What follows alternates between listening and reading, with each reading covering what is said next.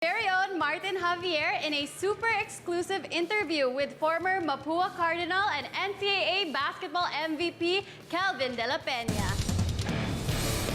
Hey guys, once again, thank you so much for joining us. But today, we are joined by a certified NCAA legend. Siya lang naman po ay isang former NCAA Rookie of the Year, former NCAA MVP, and of course, he is also known as the former King Cardinal. Let's all welcome on the show, Mr. Kelvin de la Peña! What's up, guys? What's good, man? Okay, nasan ka ba ngayon? Unang-una. I'm here in Canada. Kels, I understand that you first started playing basketball when you were back here in the Philippines because you were raised here. So yeah, I grew up sa Pilipinas. Yung dad ko, he played PBA for a number of years. Tapos I moved back sa Pilipinas. I believe I was 19 years old. I just turned 20, like a couple of months, like weeks after, and I was 19. And then, yeah, that's how it was born, Philippines.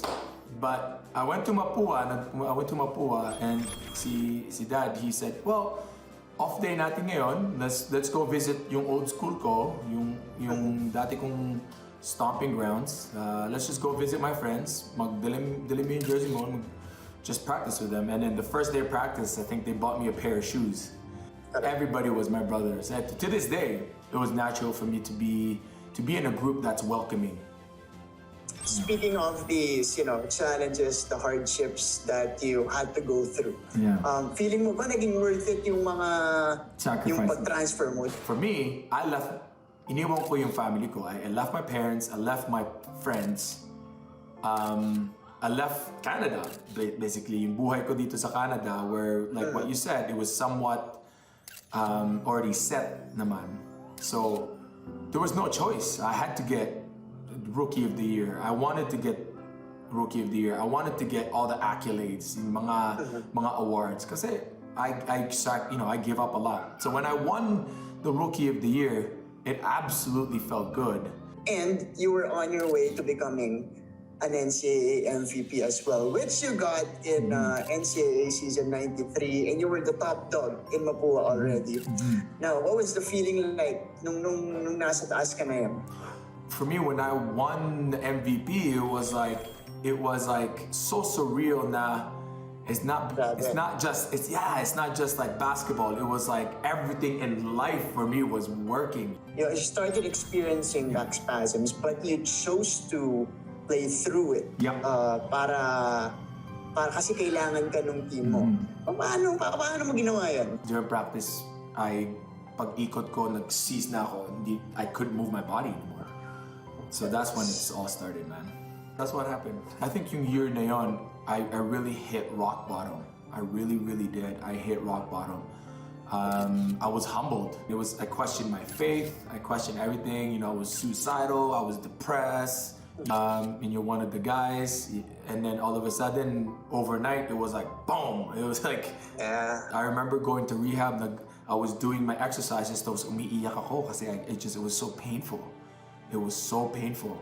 Painful internally because talagang I struggled to accept na I will no longer be who I was. Tapos in a physical sense, talagang masakit eh. It was like I wouldn't wish anybody to go through that injury. Right leg ko hindi ko mafe-feel. It just changed a lot, right? So 2013, I went home sa Canada to really rehab.